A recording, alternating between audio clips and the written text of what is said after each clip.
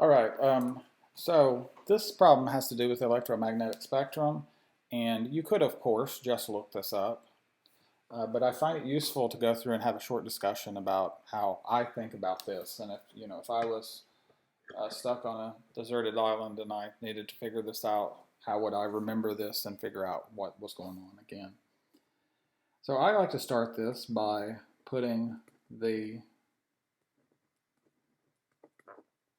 visible spectrum, so this is the rainbow, Roy G. Biv, red, orange, yellow, green, blue, indigo, violet. This is our visible part of the spectrum. Because once I have this in hand, I know violet's right here, so ultraviolet's right next to it, and infrared's right next to red. Okay, this infrared meaning before red, and then this ultraviolet meaning literally after violet. So then I can go and put in some other pieces. So X-rays, we can think about protection here. So we don't do too much to protect ourselves from visible light, but UV, we use sunscreen.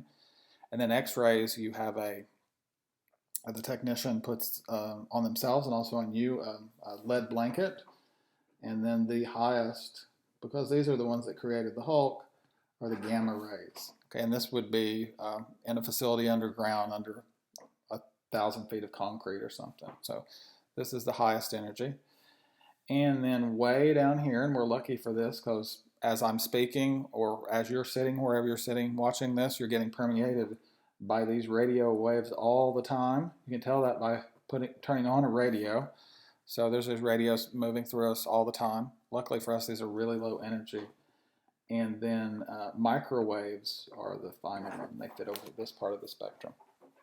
Okay, now that I've written this for myself, I will say that this is the high energy side. This is the low energy side of the spectrum.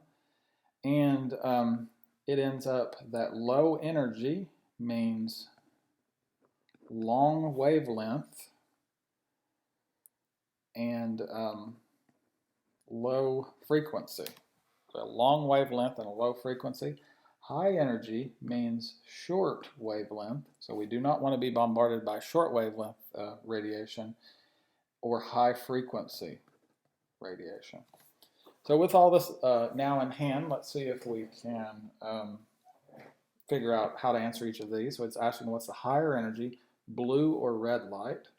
So blue or red. Blue is closer to UV, so it's definitely the blue. Microwaves are infrared.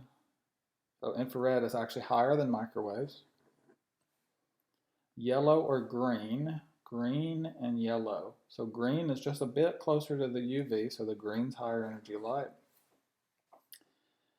So a shorter wavelength or a longer wavelength. So the short wavelength is the higher energy. A higher frequency or a lower frequency. The high frequency is the one that's higher energy.